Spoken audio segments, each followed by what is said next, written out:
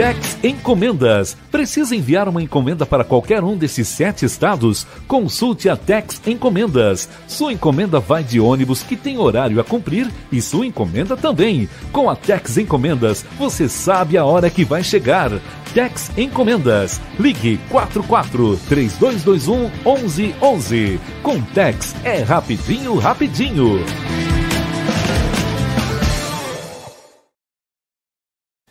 Pessoal, aqui no campo é assim. Passamos a nossa vida lidando com o gado. Sabe o que engorda mesmo o rebanho? O Bovitan da Dispec do Brasil. Na minha fazenda eu confio no Bovitan da Dispec do Brasil para garantir um gado saudável. A Dispec do Brasil está há 40 anos caminhando ao lado dos criadores. 40 anos investindo em pesquisa e tecnologia para produzir os melhores produtos para a pecuária nacional. Eu uso e assino embaixo. Praticidade, qualidade e muito sabor. A nova linha de petiscos da Canção Alimentos vem trazendo cortes especiais, práticos, saborosos e de fácil preparo, feitos para você e sua família se surpreenderem. Não deixe de saborear essa novidade. Canção Alimentos, tocando os corações através do sabor. Olá, meu amigo, olá, minha amiga. Hoje eu venho aqui para falar sobre um amistoso realizado em Maringá em 1962. E esse amistoso, ele tem uma importância histórica porque foi o primeiro jogo de um time de destaque, um time de tradição, atuando no Estádio Urideis. Jogo contra o Grêmio Esportivo Maringá, jogo realizado no dia 10 de maio de 1962, nas comemorações do aniversário de Maringá. Maringá que completava 15 anos, inaugurada em 1947, mas já existia Maringá antes desse período, antes dessa data. Mas ela foi inaugurada em 1947 e em 1962 foi realizado um amistoso contra o grande Vasco da Gama. O Vasco da Gama, nos anos 40 e 50, foi um grande time do futebol brasileiro, um time muito forte, foi apelidado de Expresso da Vitória. Em 1962, o Vasco não foi bem no Campeonato Carioca, que começaria alguns meses depois desse amistoso, mas tinha um grande time. O Vasco que foi campeão em 1958, o último título carioca dele. Depois ele viria a ser campeão em 1970, só em 1970. Então ele teve uma época de ouro na década de 40 e de 50. Aí nos anos 60 nem tanto. Mas, sem dúvida, era um amistoso importante, era um clube de tradição, né, que fazia jogos amistosos pelo Brasil, e uma cidade igual Maringá receberia o grande Vasco. Estamos falando de Maringá de 1962. Maringá, em 1960, tinha uma população, de acordo com o IBGE, de 104 mil habitantes. Aí, em 1970, foi para 121 mil habitantes. Então, a gente calcula, fiz umas contas aqui, que em 1962, Maringá tinha 108 mil habitantes. E o ano de 1962, um ano importante na história da Cidade Canção, porque foi a rodoviária Américo Dias Ferraz, que foi inaugurada em 1962, ela foi iniciada na gestão de Américo Dias Ferraz, por isso ela teve o nome que o João Paulino colocou, de Américo Dias Ferraz. Então teve em 1962 a rodoviária inaugurada, que já não existe mais, em 2007 ela deixou de existir, foi demolida, né? Teve também o primeiro edifício em Maringá, construído em 1962, o edifício Três Marias. E, em 1962, a cidade estava aí em construção a Catedral Nossa Senhora da Glória, a catedral iniciada, a pedra fundamental, em 1958, 4 anos antes. Eu trouxe algumas fotos aqui para mostrar para os amigos, na Maringá, de 1962. Olha, essa aí é uma foto aérea, em que, em primeiro plano, você vê ali a Praça Napoleão Moreira da Silva. Tem aqui a foto também da rodoviária, na década de 60. Ela era muito bonita, a rodoviária. Aqui a parte assim da frente. Quem está na Praça Raposo Tavares, olhando para a estação rodoviária. Mais uma foto de Maringá. Essa foto de Maringá aqui mostra o edifício Três Marias em construção. Foi o primeiro arranha-céu, chamado Arranha-Céu de Maringá, né?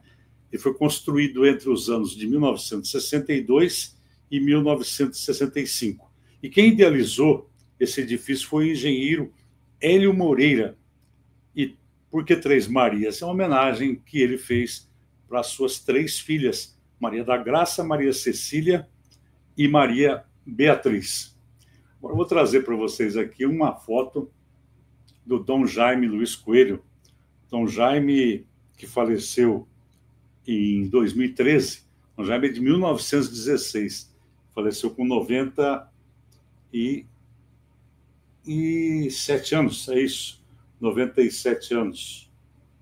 E o Dom Jaime, ele, além de ter esse trabalho com relação à catedral, Dom Jaime Luiz Coelho fundou o jornal A Folha do Norte do Paraná, um dos grandes jornais do estado, naquele período, na década de 60. E a Folha do Norte do Paraná foi inaugurada em agosto de 1962. Se você tiver interesse em saber sobre a Folha do Norte do Paraná, tem no site nosso, museuesportivo.com.br, a história da Folha do Norte. Você procura lá na busca. Eu escrevi um livro online, o primeiro livro online de Maringá, em 2001. Tem a história da Folha do Norte do Paraná. Você fica por dentro aí desse grande matutino da cidade de Maringá e do Paraná, e que fechou as portas em 1979. Tem mais aqui umas imagens de Maringá na época. Eu quero, antes de começar a falar desse amistoso, mostrar, fazer esse passeio com você naquela Maringá de 1962. Aquela Maringá de 1962, aí uma foto da Avenida Brasil. Havia aqui em Maringá o Clube do Caçula, da Rádio Cultura. Essa foto é de 1962. Quem está ali com o violão é o meu amigo Britinho. Então tinha shows aí no auditório da Rádio Cultura, né? Que era o Clube do Caçula, e se apresentavam assim os cantores da cidade, da região, e também cantores de renome no país. 1962 é um ano importante também, porque foi feito o lançamento da pedra fundamental do bairro mais antigo de Maringá, que foi o Jardim Alvorada. Antes era a Fazenda Santalina, e depois foi loteado, né, o local ali na zona norte da cidade, o Jardim Alvorada, o maior bairro da cidade de Maringá. Eu tenho fotos aqui. Não, essa aqui é o Britinho no Clube do Caçula. Está aqui, ó, o lançamento aqui do Jardim Alvorada. Essa foto é de 1962, quando começaram a vender os lotes. Os lotes eram vendidos pela Codal. Aqui também, mais uma foto aqui do lançamento do Jardim Alvorada em 1962. Então estava acontecendo isso na cidade de Maringá, quando o Vasco da Gama veio jogar aqui na cidade. Está aí mais uma foto. Essa foto da Napoleão Moreira da Silva também, na Avenida Brasil, né? Uma foto tirada ali da Pernambucana para a praça, né? Um pouquinho antes da Pernambucana. Aqui uma geral. Aqui não, essa aqui já não é mais, essa aqui já passou dos anos já está a catedral, já está em final de construção, porque a gente tira como base a cidade de Maringá pela catedral. Se não tiver nada ali, antes dos anos 60. Se estiver começando, 1960, 61, e aí vai até chegar em 1972, quando ela foi inaugurada. Então está aqui uma foto do começo dos anos 60, né? Catedral Nossa Senhora da Glória. Bom, aí em 1962, João Paulino Vieira Filho era o prefeito da cidade. Está aqui o João Paulino. Eu tive a honra de conhecer, tive a honra de trabalhar na administração João Paulino Vieira Filho. E o João Paulino realmente ele usava muitas camisas, camisa branca, ó. Ele sempre de camisa branca. Essa é uma foto assim bem emblemática que mostra como era João Paulino Vieira Filho. Então, João Paulino Vieira Filho, apaixonado por futebol, tanto é que ele era promotor público em Mandaguari e ele que viabilizou a construção do estádio, que até teve o seu nome lá em Mandaguari. Aí ele veio para Maringá, se tornou prefeito e ele construiu, já havia o espaço do estádio do Willie Davis ali, aí ele construiu o estádio. Teve uma inauguração em 1962, só que o Willie Davis, a data de abertura, de início mesmo, é 1957, que completa em 2027, portanto, 70 anos, e nós estamos com esse trabalho no Museu Esportivo, esse trabalho, projeto comemorativo dos 50 anos do Chico Neto e dos 70 anos do estádio Willie Davis. Então, o nosso foco, as entrevistas que fazemos, os programas que eu apresento, todos são, em sua maioria, ligados a essas duas praças esportivas. Então, foi o ano da, digamos, inauguração do Willie Davis. O Willie Davis, para mandar os jogos do Campeonato Paranaense, né? E em 1962 teve início todo esse movimento naquela área onde é a Vila Olímpica, 1962. O Grêmio Esportivo Maringá ele foi fundado em 1961. João Paulino Vieira Filho ganhou a eleição municipal de 1960. Ele venceu Vanor Henriques. Vanor Henriques era da UDN do PTB. João Paulino era do PSD. E a margem ali foi bem, foi bem em cima mesmo, foi bem disputada. João Paulino com 5.824 votos e o Vanor Henriques com 5.485. Teve o Duque Estrada, jornalista Duque Estrada, que escreveu o livro Terra Crua, teve 2.080 votos. Então, João Paulino ele assumiu a prefeitura em 1961. O Grêmio Esportivo Maringá foi fundado em 1961, mas o primeiro campeonato paranaense disputado pelo Grêmio Esportivo Maringá foi em 1962, o ano que houve esse amistoso histórico na cidade de Maringá. Em 1961, o Grêmio Esportivo Maringá fez um amistoso contra o Esporte Clube Operário da Vila Operária. Venceu por 3-1. Depois teve, em 1962, vários jogos até a partida contra o Vasco da Gama. O primeiro jogo contra um time profissional foi contra o Nova Esperança. O Grêmio venceu por 3-0. Depois ele jogou contra o Mandaguari, ele empatou, né? Depois ele jogou contra o Apucarana, venceu por 2-0. Não, perdeu por 2-0. Não, venceu por 2-0. 2-0 para o Grêmio. E venceu o Astorga, goleou o Independente de Mandaguaçu.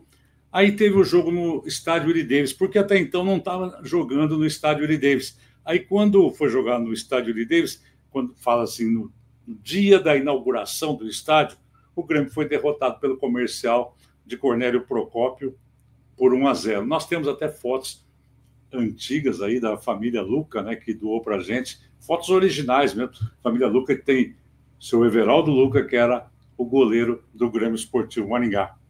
Então, vamos agora falar daquele amistoso. Nós temos duas fotos aqui, são as fotos históricas de 1962. Aí está o Grêmio Esportivo Maringá, o goleiro Asa, ali na foto. Aqui já é 1962 também, mas das duas fotos, nenhuma delas é do dia da apresentação contra o time do Vasco da Gama. Por que nós temos essa foto aqui? Ela tem o Oliveira, o Edson Faria, que depois viria a ser bicampeão paranaense, Edson Faria, zagueiro, jogou junto com o Roderley, o goleiro Asa, Marcos, Macário e o Lelei.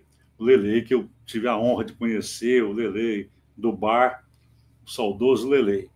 Aí, agachados, tem o Azevedo, Mário, o garoto, o grande garoto, que foi o autor do gol de empate que deu o título ao Grêmio em 1963 contra o Ferroviário. Depois do garoto tem o Silvio, em seguida o Macedo. Nessa outra foto aqui, temos o Edson, o Guelph, o goleiro, Marcos, Macário, Taquinho e o Bequinha aqui de Maringá. Agachados, o Neu, Agostinho, Paulinho, Nico e Geraldo. Esse último que eu mostrei foi um dos primeiros ali times profissionais do Grêmio Esportivo Maringá. Agora, o time que jogou aquele amistoso contra o Vasco da Gama, eu tenho a lista aqui, vou pegar para os amigos aqui, basicamente são esses jogadores, mas eu queria, pelo próprio rigor histórico, colocar o nome dos jogadores. Daqui a pouco eu acho aqui e passo o nome dos jogadores que atuaram naquele histórico jogo, né? Aquele jogo histórico. Onde é que está? Eu tinha separado aqui. Eu tinha separado o time que jogou aqui, mas daqui a pouco eu mostro. Então, o jogo contra o Vasco, ele terminou 3-0. Um amistoso, assim, que o Grêmio estava em formação, né? E o Vasco já estava com aquele timão, né? E o time do Vasco, ele atuou com Humberto, depois o Barbosa. Eu vou falar de um por um desses jogadores. Depois o Barbosa, Paulinho, depois Joel, Brito, Barbosinha e Dário Damasceno. Écio, depois Laerte, Lorico, depois Milton, Joãozinho, Salzinho, Pinga, Vevé e Sabará.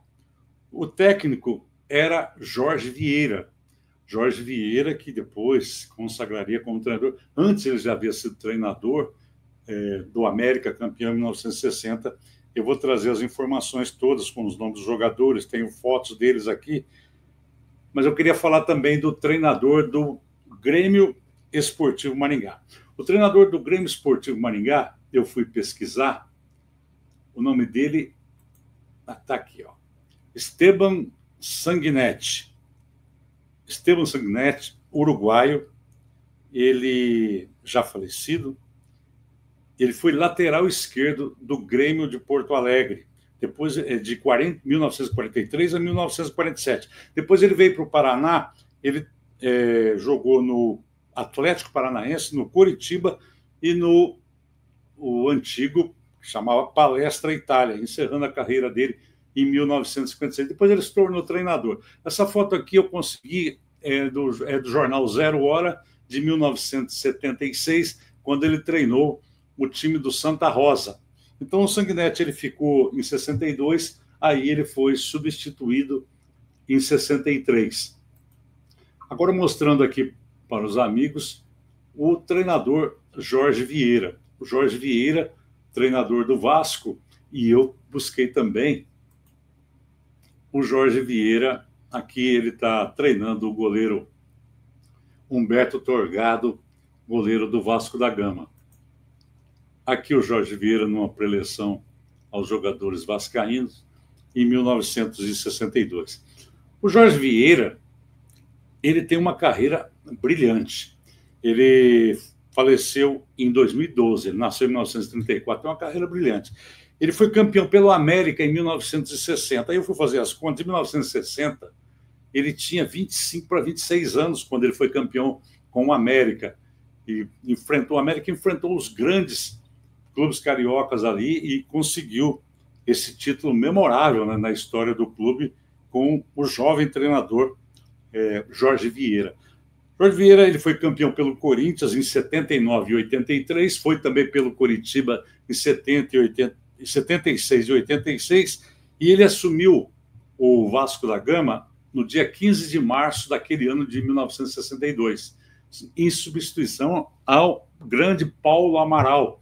Paulo Amaral, que foi vice-diretor da Seleção Brasileira de 1958, campeã na Suécia, em 1962, bicampeão no Chile. Então, o Paulo Amaral se tornou treinador, mas tem uma ligação muito forte com o Botafogo e com o Vasco, não. Mas logo ele foi substituído e o Paulo Amaral, ele nasceu em 1923, faleceu em 2008. E depois que o Jorge Vieira saiu do time do Vasco, quem substituiu o Jorge Vieira foi Otto Glória. Otto Glória, em 1917, faleceu em 1986. Otto Glória conquistou títulos pelo Vasco, naquele período de ouro do Vasco, né, década de 50. Conquistou títulos por outros clubes brasileiros também, clubes do exterior, e foi Otto Glória terceiro colocado com a seleção portuguesa na Copa da Inglaterra em 1966, inclusive vencendo o Brasil.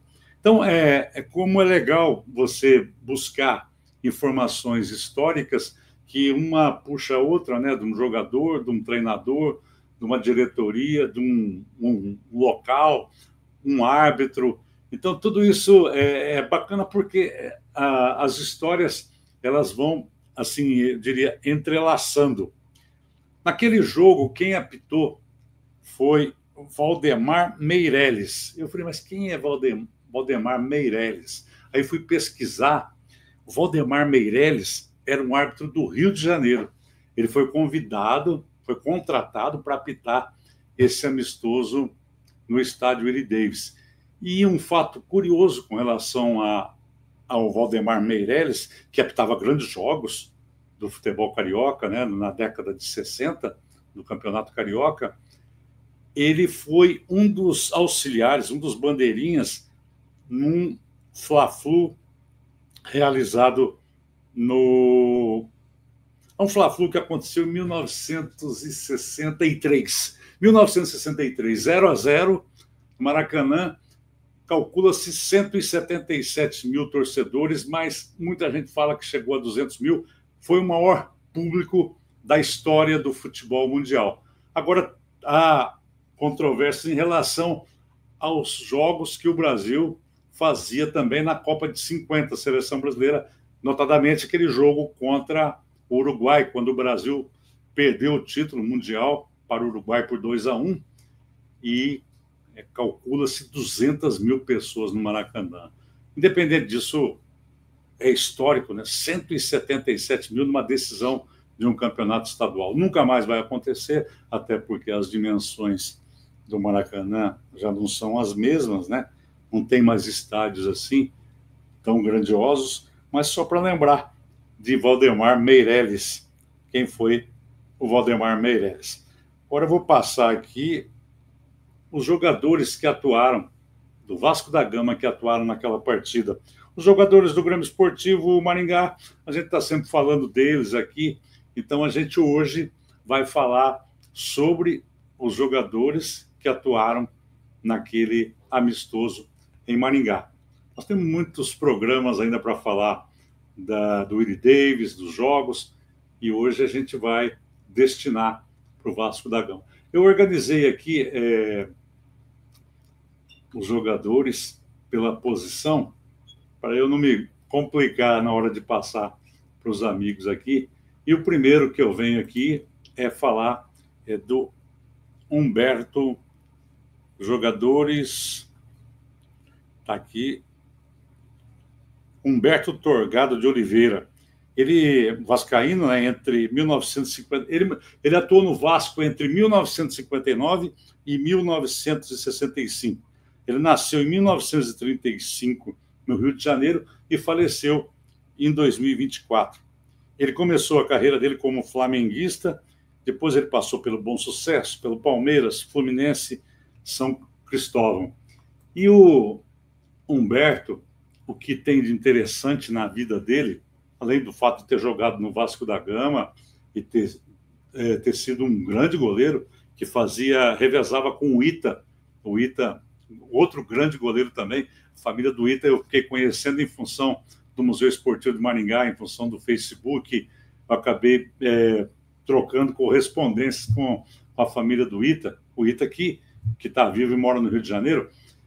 Um fato interessante do Humberto, ele foi um líder da classe. Ele reclamava das condições que os jogadores tinham naquele período, né? Num período que ninguém falava, ninguém reclamava, né? O jogador era até quase um escravo, né? Ele tinha o passe preso. Então, ele foi um dos precursores, um cara que batalhou bastante. Eu não sabia disso. Depois dessas pesquisas aí, eu acabei me informando mais. E Humberto Torgado é o cara que está na história do futebol brasileiro por ter sido um contestador, né? Por ter reivindicado. Foi um líder na reivindicação numa época que ninguém podia falar nada. E depois, nesse jogo, depois do Humberto, ele cedeu lugar para esse aqui. Esse aí é um nome famoso na história do futebol brasileiro, uma pessoa que não tive a honra de conhecer. Estou falando do Barbosa, que nasceu em 1921 e faleceu em 2000. Ele jogou no Vasco da Gama de 1945 a 1955, olha só, 10 anos. E depois ele voltou em 58 e ficou até 1962. 6 títulos carioca, 4 anos na seleção brasileira. E ele, quando esteve em Maringá, estava com 31 anos de idade, que naquela época, 31 anos, já está parando de jogar, né? Hoje não, 31, tem muita lenha para queimar ainda. Barbosa, que foi o goleiro da seleção brasileira de 1950, derrotada no Maracanã, e eles não sabiam em quem pôr a culpa, como se fosse só um jogador ocupado, né? E acabou sobrando para o querido Barbosa, que eu acompanhei muito da vida dele, muitas entrevistas, livros a respeito. Geneton Moraes Neto tem um livro muito bacana falando da Copa de 50 e eu fui ficando muito fã dessa seleção de 50 e uma admiração pelo Barbosa. Imagina o sofrimento dele. Então, está no céu, está com Deus. E eu lembro quando eu comecei a fazer esse trabalho para mostrar para os amigos desse primeiro amistoso, eu falei, poxa, que bacana. O Barbosa esteve no Willie Davis, né? Jogou no Willie Davis. Então, eu fiquei muito contente de saber, porque eu sabia que o Vasco tinha jogado aqui em Maringá, mas eu não sabia que o Barbosa tinha pisado no gramado do estádio Willie Davis. E mais do Barbosa. Então, na seleção brasileira, ele ficou de 1949 a 1953, ficou até alguns anos depois da tragédia do Maracanã, né, do Maracanaço. Então, é isso. Depois do Barbosa, tem um jogador aqui que eu ouvi falar muito dele como treinador, mas como jogador não.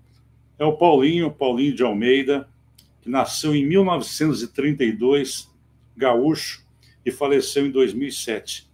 Ele foi campeão no Internacional de Porto Alegre de 1950 a 54, ele ganhou tudo lá. Depois ele foi vendido ao Vasco da Gama, onde ele ficou 10 anos. O Paulinho era um excelente lateral direito. Todas as revistas da época colocavam como um excelente, um craque da lateral direita. E ele foi reserva do Djalma Santos na Copa do Mundo de 54, na Suíça. E ele não conseguiu a posição do Djalma Santos porque estamos falando do Djalma Santos, né? Que depois ele se tornou campeão mundial em 58, bicampeão em 62. E em 58 o Paulinho iria também para a seleção brasileira, só que ele quebrou a perna. Ele quebrou a perna e aí o Dessordi, que foi jogador do São Paulo, Mauro Dessordi, fez uma Copa perfeita, jogou muita bola em 58 e aí ele sofreu uma lesão e não jogou a final contra a Suécia. Então hoje as pessoas têm na história Gilmar Djalma Santos, Bellini, Orlando e Newton Santos, Zito e Didi, Garrincha, Pelé, Garrincha, Vavá, Pelé e Zagallo. E eles esquecem do Dessordi, que fez a maior parte dos jogos daquela Copa, e maldosamente as pessoas dizem que ele pipocou, que ele tremeu. Olha, é revoltante, sabia? A gente acaba embarcando, quando você é mais garoto, você acaba embarcando em algumas histórias, mesmo em livros, em revistas, aí você começa a prestar atenção, até conversar com alguns personagens de eventos que chamaram a atenção do público brasileiro, e você vê que não foi nada disso, e que são maldades, são colocadas por alguns membros da mídia, que tem a força, tem a influência, né? Então eu falei de Paulinho que quando esteve em Maringá ele estava com 30 anos. Depois do Paulinho, eu já estou colocando aqui na ordem os jogadores que vieram depois na reserva, tal. Falar aqui agora de Joel Felício. Joel Felício, aqui eu consegui uma revista do esporte que aparece o Joel Felício. E o seguinte, o Joel, eu nem sei se aqui era o lugar do Joel agora, não é assim, era o lugar do Joel, assim. O Joel, ele nasceu em 1939, em Cataguases, no Rio de Janeiro. Ele tinha 23 anos quando ele veio em Maringá. Ele jogou de 1960 a 1966 no Vasco. Depois ele foi para Madureira em 67 e em 69 ele encerrou a carreira no Campo Grande do Rio de Janeiro. Está aí o Joel Felício. Eu tenho aqui uma foto do time do Vasco. Deixa eu ver se está aqui o Joel Felício aqui. O Joel Felício, esse segundo aqui. Tá o goleiro, ele está ali do lado do goleiro e logo depois tem o Brito, uma das formações do Vasco no período que Joel Felício jogou na equipe Cruz Maltina. Ele foi lateral direito, né? Ele foi reserva do Paulinho no Vasco da Gama e nesse jogo ele entrou. Depois do Joel, seguindo naquela formação, né? Agora vamos aí pegar um back central. Eu vou aqui mostrar o Hércules Brito Ruas, que é o Brito, né? O Brito que nasceu em 9 de agosto de 1939, que ele iniciou a carreira no próprio Vasco da Gama, que é o time de coração dele. Ele foi emprestado um período para o Internacional, mas em 60 ele assumiu a posição de titular do Vasco da Gama em substituição ao grande Bellini. Bellini, campeão pelo Vasco, campeão pelo São Paulo, campeão pela seleção brasileira, capitão do título na Suécia, reserva do Mauro em 62, Bellini que tem uma estátua lá em frente ao estádio Mário Filho, estádio do Maracanã. E ele ficou por 10 anos, olha só, ele ficou por 10 anos no Vasco da Gama. Ele jogou na seleção brasileira de 64 a 72, o Brito. Jogador forte, firme, viril, jogou em outros clubes depois do Vasco da Gama também, foi para o Cruzeiro, jogou no Corinthians, jogou no Atlético Paranaense.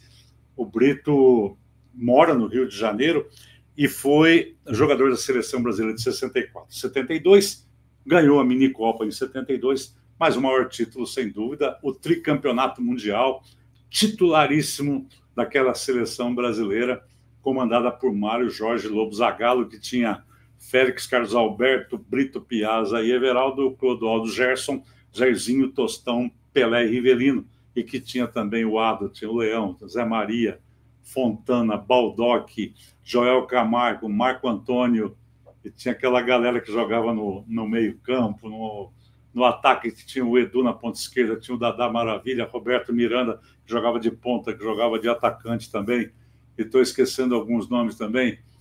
Meu amigo Rogério, o bailarino, meu amigo que eu conheci o Rogério, fiz entrevista com ele, já o trato como amigo. que se machucou e ficou no México como olheiro, uma seleção maravilhosa. Então, quando for falar de algum jogador daquela seleção, eu fico falando dos outros também, né? Fico falando daquela seleção maravilhosa. E aí, o Brito jogou 46 jogos pela seleção brasileira. Depois do Brito, tem o Barbosinha. O Barbosinha é esse aqui, ó. Barbosinha. Barbosinha, ele faleceu em junho de 2014. Ele nasceu em 23 de abril de 1935. Então, portanto, ele tinha 79 anos quando ele faleceu.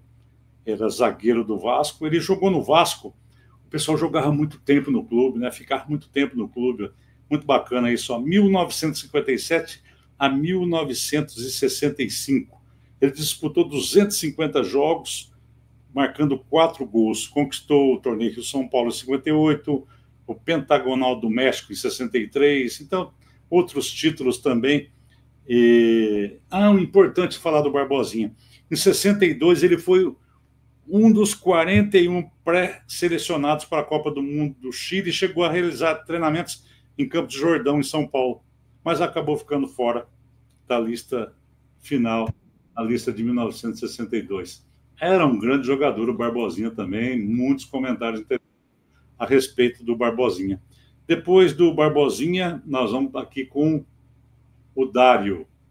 O Dário, aqui é o pessoal do Net Vasco, que eu agradeço muito. Ele era lateral esquerdo, ele jogou de 1954 a 1963. 332 jogos com o Vasco da Gama. Teve Maringá também. E o que mais que fala dele aqui? Aqui quem ficou fora da lista foi o Dário. Ele faleceu em 2017. Tem uma outra foto dele aqui, ó. Tá aí o Dário. Agora, continuando aqui, a gente vai para o meio-campo. Esse aqui fez história no Vasco também. Écio Capovilla. Tá aí campeão do Rio São Paulo em 1958. O Écio, ele nasceu em Valinhos, do estado de São Paulo. Ele começou a carreira no Guarani, depois ele foi para o Fluminense. Ele nasceu em 1936 e faleceu em 2020. Ele jogou no Vasco de 1957 a 1963. Esse título de 58, eles tratam como supercampeonato. Então, toda vez que no Rio de Janeiro falam é o supercampeonato de 58, isso é uma menção que eles fazem para aquele grande campeonato realizado em 1958. O Écio, ele foi convocado para a seleção brasileira em 1960. Ele disputou a Taça Atlântico e a Copa Roca. E aí, em 1964, porque muita gente não sabe muito do Écio, ele foi jogar no Sporting Cristal do Peru. Aqui o Écio. Depois do Écio, nós temos o Laerte. O Laerte tinha uma fama, ele era gaúcho, é uma fama de craque. O Laerte, Laerte Nadir Heraldo Prates, o lendário Laerte, que o pessoal lá do Net Vasco fala, um dos grandes volantes da história do Vasco. Ele foi sucessor do Danilo Alvim. Danilo Alvim era uma figura assim, histórica também, é uma figura histórica do Vasco da Gama, que disputou a Copa de 1950, e ele substituiu o Danilo Alvim. Ele foi destaque do Vasco nas excursões de 1957 e faleceu em 2016.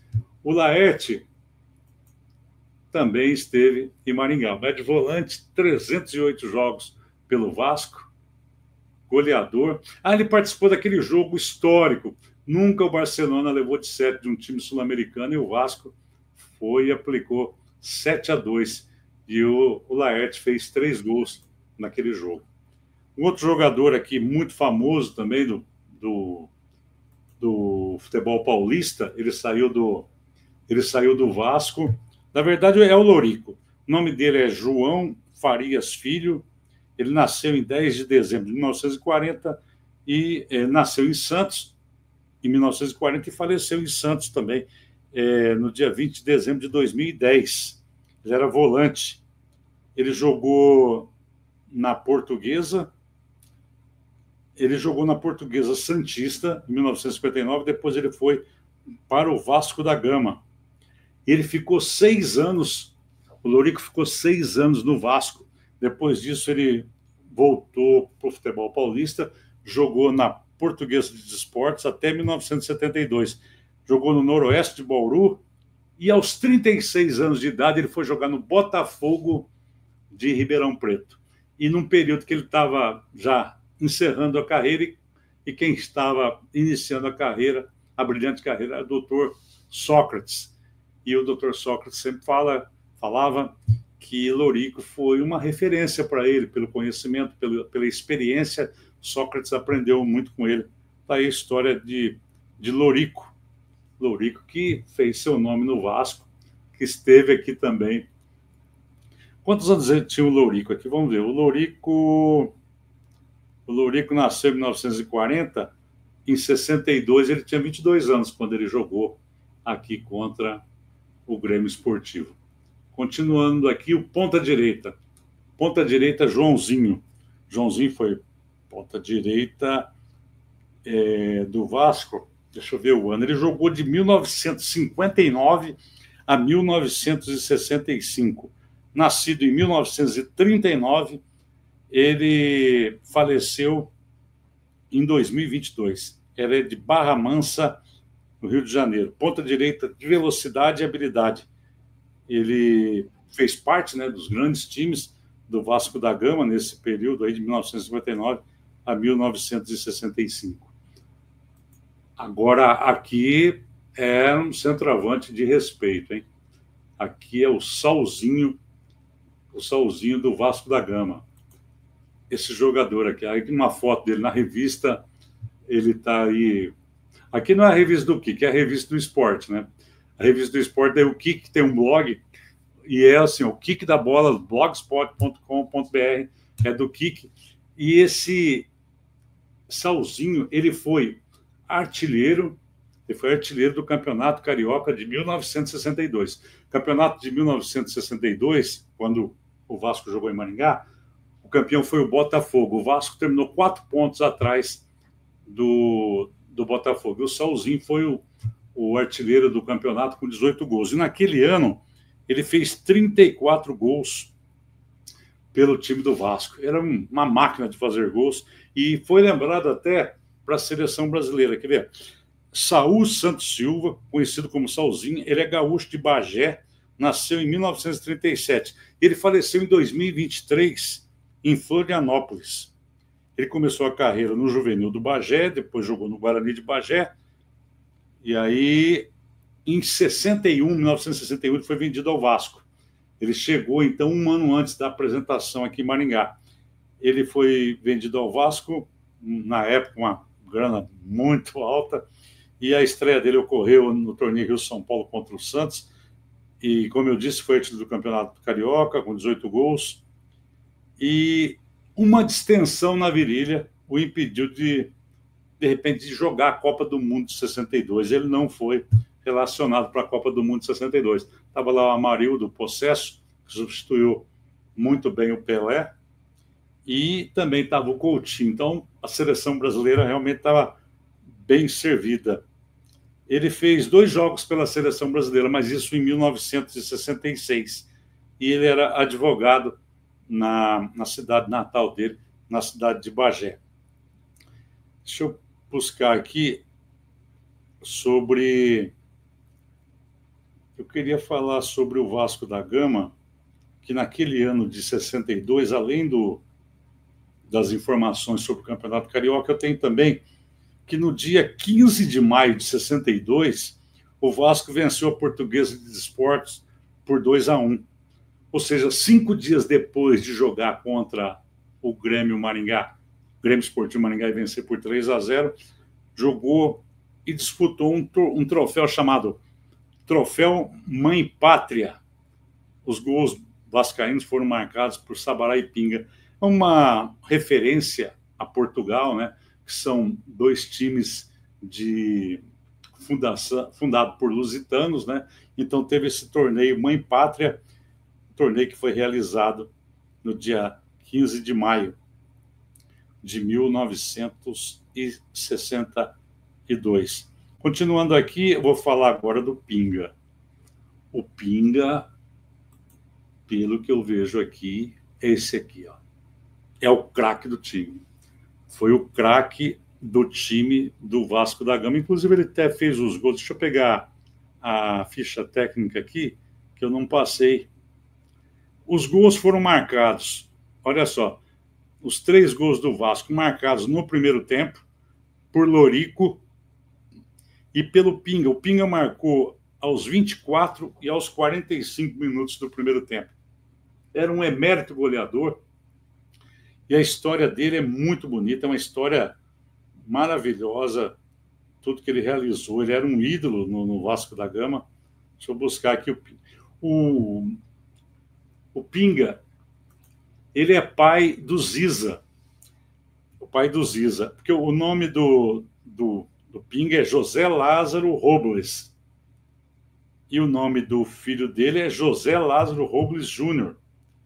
E ele já falecido, né, o Pinga. O filho jogou na ponta esquerda do Juventus. Muita gente sabe que ele nasceu em 1950. Então, na década de 70, o Ziza foi um excelente ponta esquerda, jogou no Juventus. Começou no Juventus, depois Guarani, Atlético Mineiro, Botafogo e Inter de Limeira. Agora, o pai dele foi mais jogador que ele. O Pinga chegou no Vasco em 1953 e se tornou o 4º maior artilheiro da história do clube. Ele marcou 248 gols e teve títulos internacionais, título carioca, Rio-São Paulo. Ele ganhou 2 cariocas, 56 e 58, e ele foi jogador da seleção brasileira também, foi campeão do Pan-Americano de Futebol em 52, disputou a Copa do Mundo de 54, fez 2 gols. Nossa, ele jogou até 1962 no Vasco da Gama, e ele faleceu em 1996. Uma história maravilhosa do Pinga. Além desses jogadores, teve também Milton, que jogou nesse jogo, e Vevé, 2 jogadores que também atuaram nesse jogo, 3-0 contra o Grêmio Esportivo Maringá. Agora, seguindo aqui, para fechar sobre os jogadores, nós temos aqui o Sabará.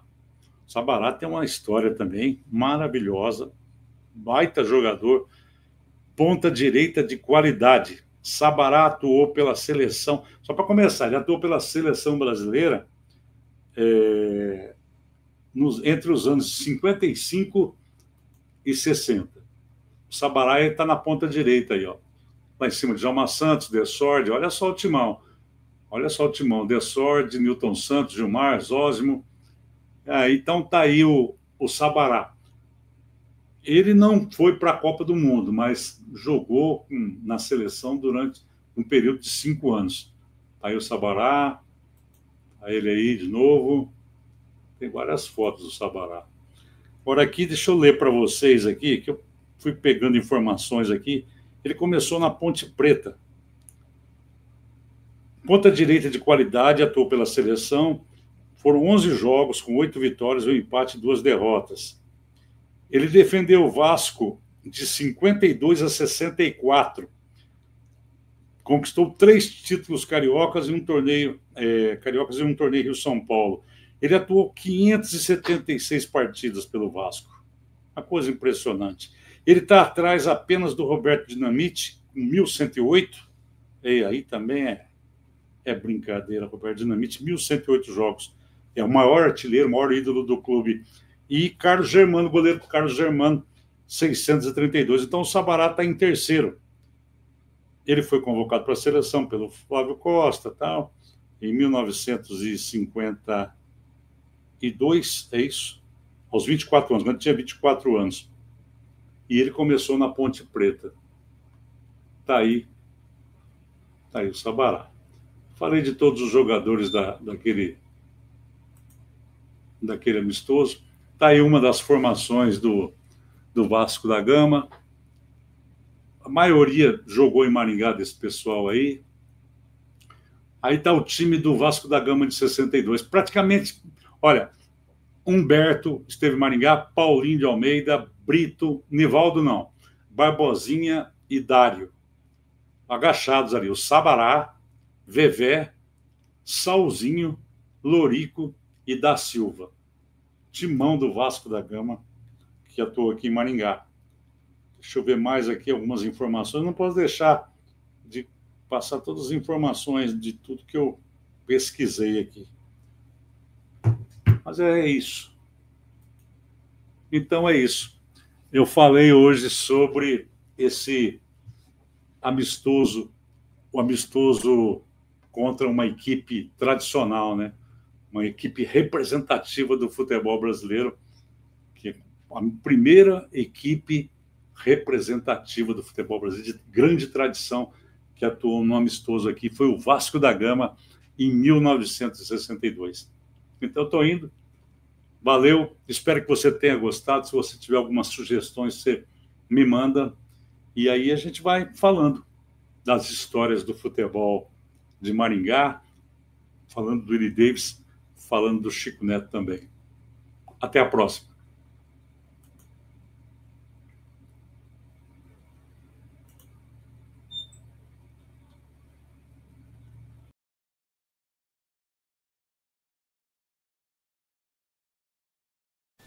Pessoal, aqui no campo é assim. Passamos a nossa vida lidando com o gado. Sabe o que engorda mesmo o rebanho? O Bovitan da Dispec do Brasil. Na minha fazenda, eu confio no Bovitan da Dispec do Brasil para garantir um gado saudável.